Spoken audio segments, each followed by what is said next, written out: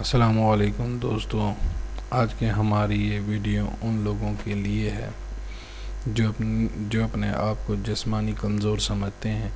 वो हमारी इस वीडियो को देख के इस पे अमल करके बआसानी इससे निजात पा सकते हैं।